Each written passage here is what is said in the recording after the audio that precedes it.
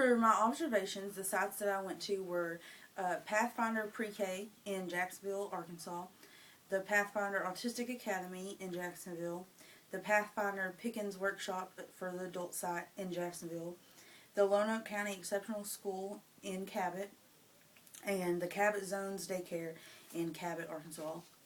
For my first observation, I went to Pathfinder Pre-K with Miss Jocelyn Berry and Miss Rayana Harris, and they worked together, and it was an inclusive site. So this was the preschool age. They were about 4 years old.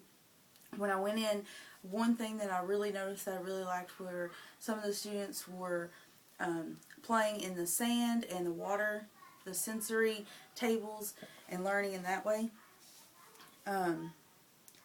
So that would be the glow for that was the big thing that I really liked. Another thing was that they were very engaged in their students' schedules and what they needed to be doing, and they communicated very well together. One grow for this classroom would be that they were more easygoing, so the students they got to do what they wanted, but it seemed a little hectic for just 2 caregivers, even though there weren't that many students. So maybe a little bit more organization in the room, because it did seem a little crowded, and that might have just been the problem, was that it was overcrowded. For the second site, I went to the Pathfinder Autistic Academy in Jacksonville, and that was so easygoing. They were so nice, and they just let me come in. They were so inviting. One thing I thought was really cool about this place, the glow, they had a loft bed for the students to rest on when they got tired, and they also had a sensory room which had like a big pillow bed, and they had these swings that they could relax in to calm down, and they also had I guess they would be like therapeutic chairs that had the exercise balls built into them for them to sit on while they were learning. One grow for them, I don't really. Oh, they had a therapy dog, and it was a really sweet dog, and I could see, how it would calm the students. That's what it was there for. But when I first came in, all it wanted to do was, be around me and lick me, and which I didn't mind, but some people would mind that. So that was just one grow that I thought they could work on, was making sure to keep the dog away from visitors that might not want the dog around. For my next observation, I went to the Pathfinder Adult Academy, and this was my least favorite observation. First, I'll give the glow. The glow was that when I got back there for with the occupational therapist and the one-on-one, they were great to go over individually the IEPs and the goals with their students, and I got to see firsthand how they teach the students. But a grow definitely would be that it seemed wide and open spaced, but then they just kind of had everyone just thrown in there, and there's a lot of people there. It overwhelmed me just having that many people just out in the open walking around, so I could only imagine how it made the students feel.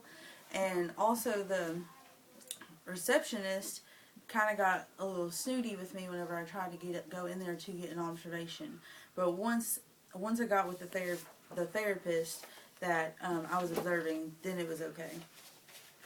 The next site that I observed at was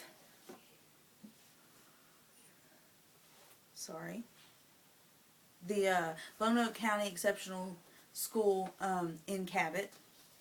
And it was also an adult site, but the day I went, they had some that had went to a workshop at the Lonoke site. I really enjoyed this observation. There were only a few students, and mainly what this site focuses on is less school and more for just socialization purposes. So the students pretty much just get to do whatever makes them happy, play puzzles, um, go get on the computer, color. And she was very informative and let me know lots of things. I really enjoyed talking to her. And they have nurses there. They provide transportation, breakfast, and lunch. And one thing I thought was neat was that they're starting a greenhouse out in the back, and they're going to allow them to start growing like tomatoes and cucumbers and squash and sell those at a local farmer's market. But one grow for them would be that when she was giving me a tour of the area, there's that one room I observed in, then the computer lab, the art room. Those are all very nice looking, and you see the purpose in them. But then when you get into the back, it's more for storage purposes. But it seems like they just kind of turned it into storage because they just don't want to clean up back there. So if anyone was to go back there, it's kind of like a turn off to the rest of what's going on with the facility, because you're like, oh, well, what is all this? Then my final site that I observed at was the Cabot Zones Daycare. And when I went in there, they were very friendly. They got me in right away. They didn't mind for me to be there. A glow was that they're a very organized daycare, and they had play centers set up everywhere for role play, in a kitchen area. They had a library section, a music section, an arts and crafts section, and they seemed to have a very well organized system.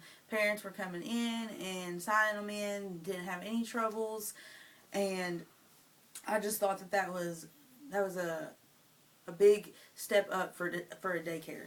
I had never seen a daycare that was that well put together.